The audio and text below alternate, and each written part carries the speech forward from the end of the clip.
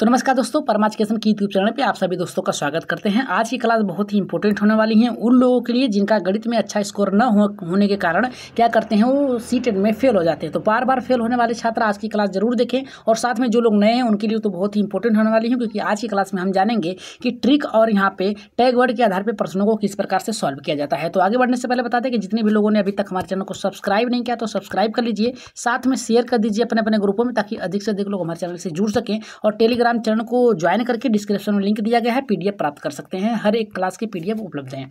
तो पहला प्रश्न देखते हैं यहाँ पे क्या कर रहा है। सभी को आप लोग क्या करिएगा, माइंड में बैठा लीजिएगा जितनी भी ट्रिक और यहाँ पे टैग वर्ड का प्रयोग किया जाएगा, किस प्रकार से सॉल्व किया जा रहा है, इसके आधार पर आप लोग प्रश्नों को सॉल्व करिएगा।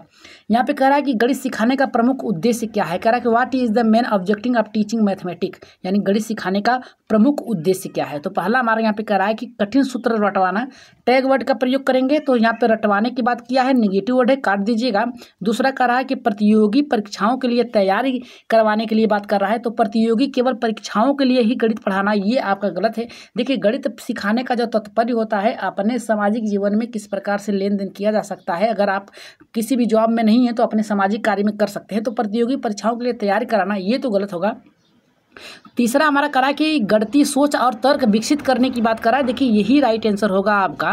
राइट आंसर जाएगा आपका यहाँ पे तीसरे के साथ जाएगा। चौथा कह रहा है कि प्रश्नों को याद करवाना, टैग वर्ड के आधार पे अगर याद करवाने की बात कर रहा है, प्रतियोगी परीक्षाओं की बात कर रहा है, रटवाने की बात कर रहा है, तो ये तीनों ऑप्शन जो है आपका नेगेटिव वर्ड है, इस आधार पर ये गलत है। राइट आंसर जाएगा आपका यहाँ पे चौथे के। जितने भी लोगों को टैग और यहाँ पे ट्रिक के माध्यम से सॉल्व करने में आसानी हो रही है, तो एक बार चैनल को सब्सक्राइब और शेयर जरूर करिएगा।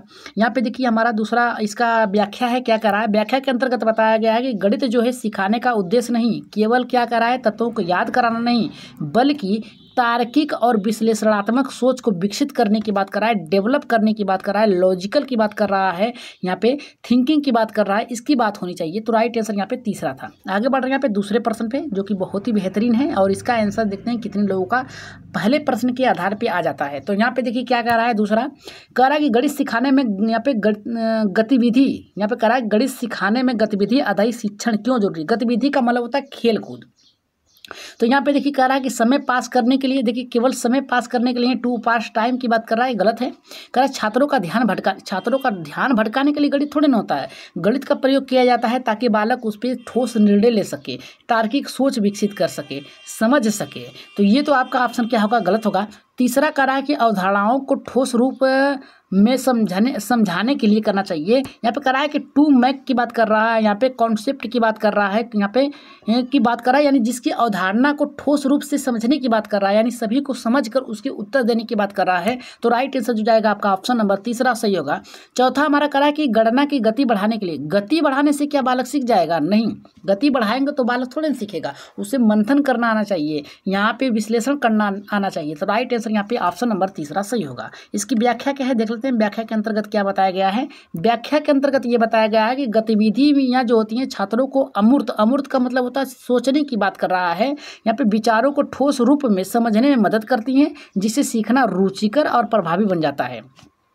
आगे बढ़ रहे हैं यहाँ पे तीसरे प्रश्न पे, जो कि बहुत ही, इसका आंसर आप लोग कमेंट बॉक्स में दीजिएगा जल्दी से, प्रश्न पढ़ने से पहले ही। हमारे यहाँ पे कह रहा है शिक्षक द्वारा त्रिभुज, यानी कह रहा है कि जो शिक्षक है त्रिभुज की अवधारणा को समझाने के लिए ये अच्छी विधि कौन सी है। अगर हम कहें कि त्रिभुज की अवधारणा पढ़ाने के लिए सबसे यहाँ पे मेथड कौन सा है एग्जाम्पल देने के लिए, तो पहला कह रहा है कि परिभाषा रटवाना। देखिए फिर यहाँ पे टैग वर्ड का प्रयोग करिएगा, रटवाने की बात कर रहा है यहाँ पे, जो कि ऑप्शन आपका गलत है। कह रहा है कि ब्लैक बोर्ड पर चित्र बनाने की बात कर रहा है, चित्र बनाने की बात कर रहा है, केवल चित्र बनाने से थोड़े नहीं आएगा, तो ये भी ऑप्शन आपका गलत होगा।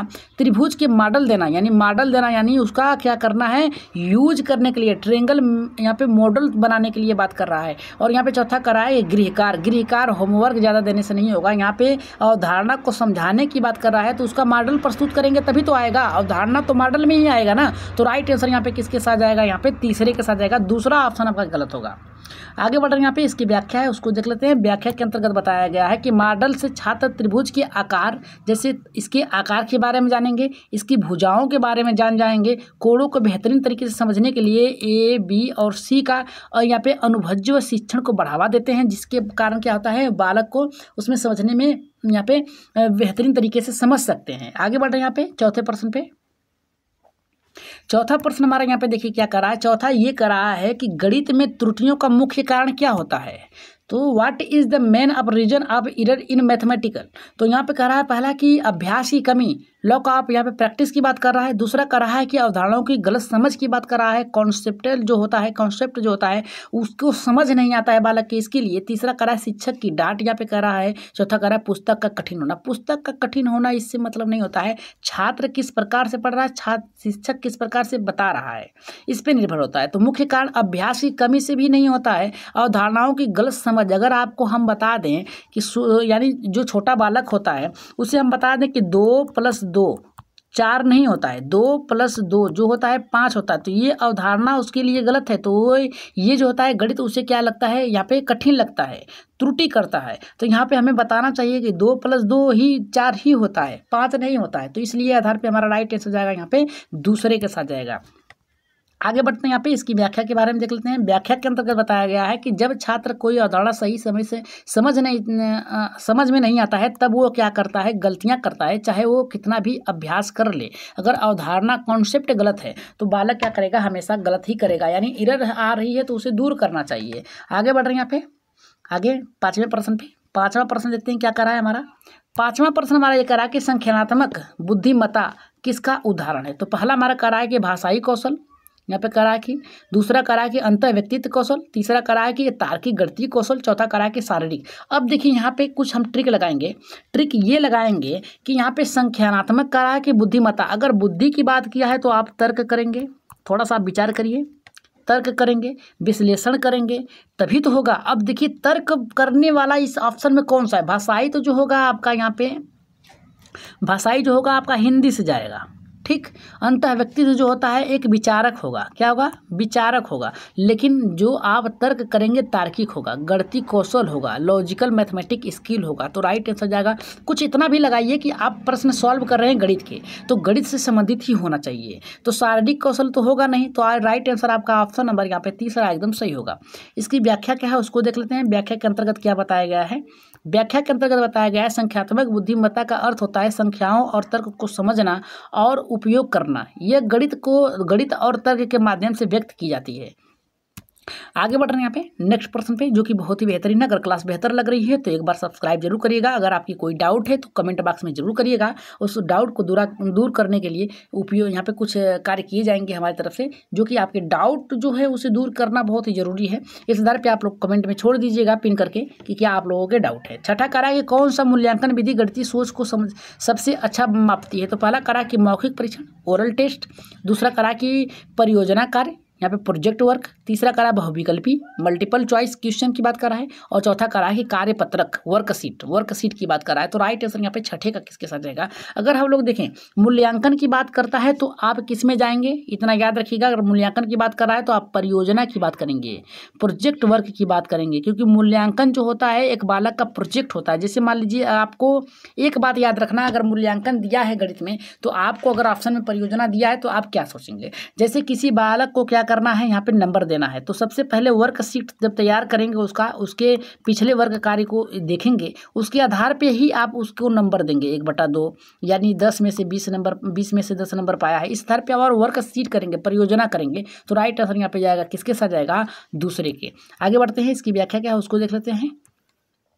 व्याख्या में बताया गया कि परियोजना कार्य बच्चों की समस्या समाधान क्षमता, गणितीय तर्क सोच को दर्शाता है। आगे बढ़ते हैं यहाँ पे नेक्स्ट प्रश्न पे, जो कि 7वां है। इसका आंसर आप लोग कमेंट बॉक्स में देंगे और प्रश्न ट्रिक के माध्यम से सॉल्व करेंगे और इसका आंसर आप लोग कमेंट बॉक्स में देंगे। इसका आंसर हम नहीं बताएंगे, आप लोग बताइएगा।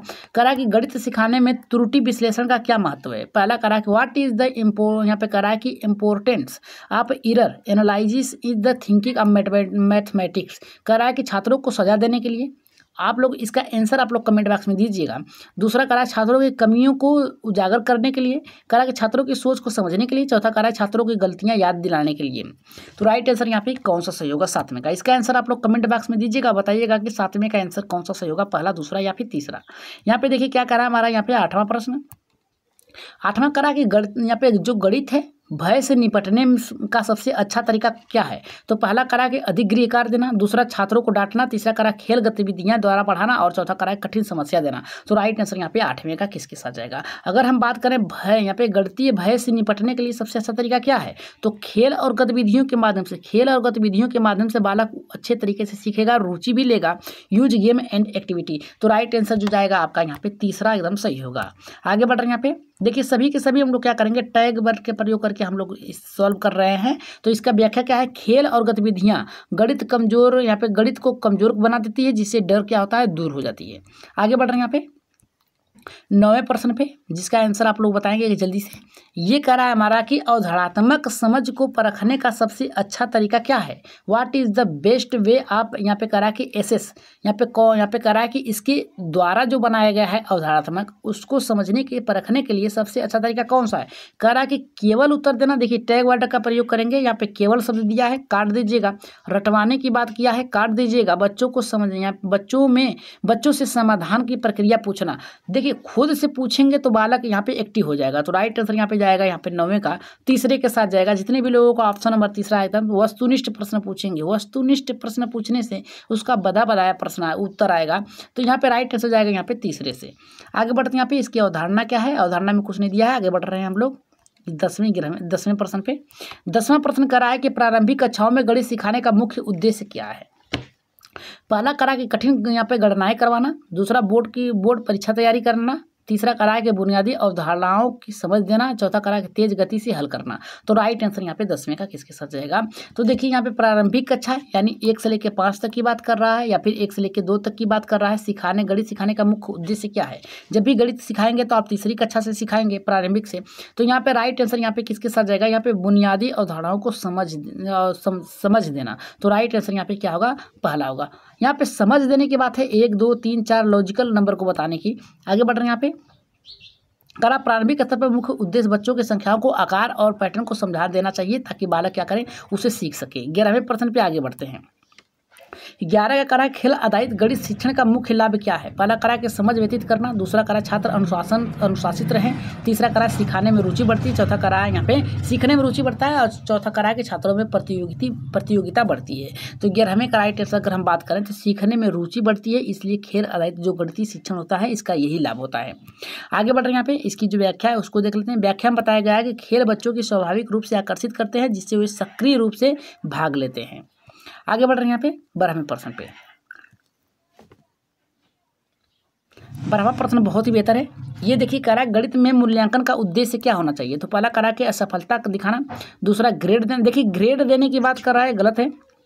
असफलता दिखाना ये भी गलत है। सीखने में सुधार करना, देखिए गणितीय मूल्यांकन का अर्थ ही होता है सीखने में सुधार करना, ताकि बालक की जो कमियां उसे दूर किया जाए।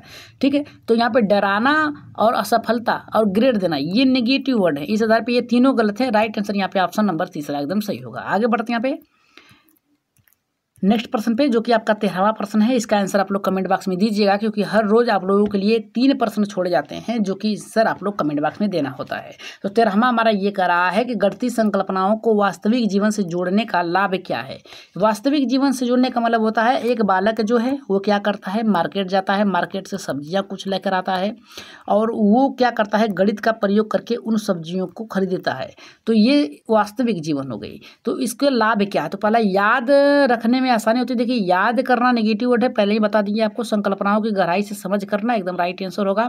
तेज गणना करना, तेज गणना करने से क्या उसको सब्जी जल्दी मिल जाएगी? नहीं, जब उसका नंबर आएगा तभी। होमवर्क देने की बात कर रहा है? नहीं। राइट आंसर आपका जो जाएगा यहाँ पे ऑप्शन नंबर यहाँ पे दूसरा एकदम सही होगा। आगे बढ़ रहे हैं यहाँ पे व्याख्या है, करा कि जब गणित वास्तविक जीवन से जोड़ा जाता है तो छात्र उसे अधिक अच्छी तरीके से क्या करते हैं, समझकर याद कर लेते हैं। आगे बढ़ रहे हैं यहाँ पे 14वें प्रश्न पे। 14 का प्रश्न देखिए बहुत ही बेहतर, करा कि गणित शिक्षण में समावेशी दृष्टिकोण क्या है? समावेशी का मतलब होता है सभी को एक साथ लेकर चलने का अर्थ क्या है? तो पहला करा है केवल तेज छात्रों को पढ़ाना। देखिए केवल शब्द दिया है तो काटिएगा, नेगेटिव वर्ड है। कमजोर छात्रों को छोड़ना, कमजोर छात्रों को छोड़ना नहीं, सभी को एक साथ लेकर चलना है, ये भी आपका नेगेटिव वर्ड है। सभी स्तर के छात्रों को ध्यान ध्यान में रखकर पढ़ाना। देखिए सभी जो बच्चे हैं उसको उसके स्तर को जांच कर पढ़ाने में आसानी होती है, ताकि बालक उसे क्या करते हैं, आसानी तरीके से सीख लेते हैं। और चौथा करा है कि केवल गणना करना, केवल शब्द दिया है काट दीजिएगा। राइट आंसर ऑप्शन नंबर यहाँ पे तीसरा एकदम सही होगा। इसकी व्याख्या क्या है उसको देख लेते हैं। व्याख्या में बताया गया समावेशी दृष्टिकोण सभी बच्चों को यहाँ पे जरूरतों को समझते हुए पढ़ाने की प्रक्रिया है। सभी बच्चों को साथ में लेकर चलना ही समावेशी है, इतना याद रखिएगा। यहाँ पे कह रहा है कि 15वां की गणितीय अवधारणा के अस्थायी समझ के लिए क्या आवश्यक है। पहला करा रटना, नेगेटिव वर्ड है, काटिएगा। अभ्यास कराना, ज़्यादा अभ्यास अगर करेगा बालक तो वो भी सही है, लेकिन इसके आगे देख लेते हैं। तीसरा करा अवधारणात्मक गतिविधियाँ कराना। गतिविधियाँ कराएंगे अवधारणात्मक तो बालक क्या करेगा, उसे अच्छी तरीके से सीख लेगा। अधिक अभ्यास कराने से बालक नहीं होगा, ठीक है, लेकिन कुछ हद तक सही है। अभ्यास करने से बालक सीखता है, लेकिन यहाँ पे अभ्यास ज़्यादा करवाने यहाँ अवधारणा की अस्थायी समझ के लिए हो रहा है। तो यहाँ पे अवधारणात्मक गतिविधियाँ कराना, राइट आंसर जाएगा ऑप्शन नंबर यहाँ पे तीसरा एकदम करेक्ट होगा। आगे बढ़ रहे हैं। यहाँ पे इसकी व्याख्या क्या है, करा कि जब छात्र गतिविधियों के माध्यम से सीखते हैं तो उन्हें अवधारणाएं जो होते हैं लंबे समय तक याद रहती हैं। यानी करके सीखने से क्या होता है, ज्ञान जो होता है अस्थायी होता है। 16वें प्रश्न पे आगे बढ़े हम। तो ये करा कि गणित में सीखने की प्रक्रिया कैसी होनी चाहिए। पहला करा एक तरफा होनी चाहिए, शिक्षक केंद्रित होनी चाहिए, छात्र केंद्रित और सहभागितापूर्ण होनी चाहिए। करा गृह आधारित होनी चाहिए। तो 16वें का राइट आंसर यहाँ पे क्या आ जाएगा। देखिए यहाँ पे एक तरफा नहीं होनी चाहिए, दोनों पक्ष होनी चाहिए। छात्र और शिक्षक के साथ मेलजोल होनी चाहिए, इस आधार पर ये गलत है। यहाँ पे शिक्षक केंद्रित नहीं होना चाहिए, बाल केंद्रित होनी चाहिए। यहाँ पे छात्र केंद्रित होनी चाहिए और सहभागितापूर्ण होनी चाहिए, जिसमें यहाँ पे शिक्षक याद रखिएगा प्लस छात्र, इन दोनों की सहभागिता होनी चाहिए। अगर कोई डाउट है तो शिक्षक उसे दूर करना चाहिए शिक्षक को। तो राइट आंसर यहाँ पे ऑप्शन नंबर यहाँ पे तीसरा एकदम सही होगा। आगे बढ़ रहे हैं। इसकी व्याख्या क्या है, करा गणित समझ तभी आती है जब छात्र स्वयं से भाग लेते हैं और सोचते हैं। इसकी व्याख्या क्या है, 17वां क्या करा कि जब बच्चा बार बार एक ही गलती करता है तो शिक्षक को क्या करना चाहिए। तो पहला करा कि डांटना चाहिए, नेगेटिव वर्ड है, काट दीजिए। उपेक्षा नहीं कर सकते हैं, अपेक्षा करेंगे, गलत है। करा कि गलती का कारण, यहाँ पे गलती का कारण समझना चाहिए ताकि मार्गदर्शन देना चाहिए। और करा कि अन्य बच्चों से तुलना करना चाहिए, तुलना नहीं करेंगे आप लोग। राइट आंसर यहाँ पे ऑप्शन नंबर यहाँ पे तीसरा सही होगा। इसकी व्याख्या क्या है, गलती सुधार के लिए पहले ये समझना जरूरी है कि क्यों हो रही है, गलतियाँ क्यों हो रही हैं। 18वां प्रश्न है यहाँ पे, करा कि वर्गमूल की अवधारणा किस कक्षा से शुरू की जाती है। पहला करा कि कक्षा 3 से, कक्षा 5 से, कक्षा 6 से, कक्षा 8 से। तो राइट आंसर यहाँ पे किसके साथ जाएगा, गणितीय अवधारणा जो समझ है ये कक्षा 8 से वर्गमूल जो है, यानी करड़ी में वर्गमूल निकालने की जो क्रिया है, ठीक है, इसके किस क्षेत्र से निकालना चाहिए। तो ये जो जाएगा आपका कक्षा 8 से। अगर हम आपको एक प्रश्न दें कि करड़ी में यहाँ पे 15 जो है इसका वर्गमूल क्या होगा, मतलब इसका उत्तर क्या होगा, वर्ग क्या होगा, तो इसे निकालने का एक आसान तरीका है। सबसे पहले आप क्या करिए, दो इस तरीके से पाई खींचिए, लाइन खींचिए, और ये देखिएगा कि इसके आगे वाले का वर्ग कितना है, इसके पीछे वाले का। तो इससे पहले जो 15 से पहले का है वो 3 तरीके 9 4 चौके 16, तो 4 का वर्ग जो होगा वो 16 होगा यहाँ पे। और यहाँ पे जो इससे पहले आएगा 3 तरीके 9 आएगा। अब इसमें देखेंगे कि कौन सा नज़दीक है, तो 16 यहाँ पे। अगर नीचे वाली संख्या बड़ी है तो आप माइनस लगाएंगे, अगर ऊपर वाली संख्या नीचे वाली संख्या छोट है तो प्लस करेंगे। अब इसमें 6 जोड़ेंगे तो 15 होगा, इसमें 1 घटा देंगे तो आपका 16 होगा। तो अब 16 किसका वर्ग है, तो 16 जो है ये 4 का वर्ग है। और इसमें माइनस करिए 1 और 4 का यहाँ पे दुगुना लिख लीजिए, 4 दूना के 8। अब इसका गुणा करिए, 8 चौके 32, यहाँ पे लिखिए 32 माइनस 1 बटे के 8। 32 में से 1 जाएगा तो आपका 31 बटे 8 होगा। अब 31 में आप 8 से अगर भाग देंगे तो 8 तरीके 24, 8 तरीके 24 होगा यहाँ पे। और बचेगा यहाँ पे 11 में से अगर 4 जाएगा तो 7 बचेगा, घट जाएगा। यहाँ पे दशमलव लगाइए 0, 8 5 40, 8 6 48, 8 7 56, 8 64, 8 8 64 होगा, 64 होगा, 6 बचेगा। तो इस तरीके से आपका लगभग जो मान आएगा यहाँ पे, अगर करड़ी में यहाँ पे पूछा है 15 का मान जो पूछा है तो लगभग आएगा 3.82 के करीब आएगा। तो राइट आंसर यहाँ पे आपका जो ऑप्शन गया था 8वें का चौथे के साथ गया था। आगे बढ़ रहे हैं यहाँ पे नेक्स्ट प्रश्न पे, जो कि आपका 9वां यहाँ पे 19वां है। 19वां करा कि गणितीय समस्या समाधान में सबसे आवश्यक तत्व क्या है। पहला करा याददाश्त, रटना नेगेटिव वर्ड है, काट दीजिएगा। तर्क और विश्लेषण एकदम सही होगा, तेजी से पढ़ना नहीं होगा, याददाश्त नहीं होगा। तर्क और विश्लेषण करना गणितीय समस्या समाधान में सबसे आवश्यक होता है। तो राइट आंसर यहाँ पे जाएगा ऑप्शन नंबर यहाँ पे 19 का, यहाँ पे तीसरे के साथ जाएगा। आगे बढ़ रहे हैं यहाँ पे नेक्स्ट प्रश्न पे। नेक्स्ट प्रश्न जो है यहाँ पे 20वां कह रहा है कि निम्न में से कौन सी गणित सिखाने की यहाँ पे बच्चा केंद्रित या फिर बाल केंद्रित विधि है। तो यहाँ पे कह रहा है व्याख्यान विधि, गणितीय आधारित विधि, होमवर्क विधि, निर्देशात्मक विधि। तो इसका आंसर आप लोग कहाँ देंगे, कमेंट बॉक्स में देंगे। तो आज जो यहाँ पे कमेंट बॉक्स में देंगे, आज जो यहाँ पे 20 प्रश्न बनाए गए हैं, इसमें से आप लोगों ने अपने से कितने टैग वर्ड और यहाँ पे ट्रिक का प्रयोग करके आप लोगों ने 15 प्रश्न सही किए हैं या फिर नहीं, कमेंट बॉक्स में जरूर बताइएगा। और आज की क्लास अगर बेहतर लगे तो सब्सक्राइब करिएगा, टेलीग्राम चैनल को ज्वाइन करिएगा, डिस्क्रिप्शन में लिंक दिया गया है यहाँ पे, उसको ज्वाइन करके आप लोग वहाँ से PDF प्राप्त कर सकते हैं क्लास के बाद। तो आज के लिए इतना ही, धन्यवाद। लेकिन जाते जाते सब्सक्राइब जरूर करिएगा, अपने अपने नए दोस्तों में शेयर करिएगा ताकि अधिक से अधिक लोग हमारे चैनल से जुड़ सकें। तो आज के लिए इतना ही, धन्यवाद।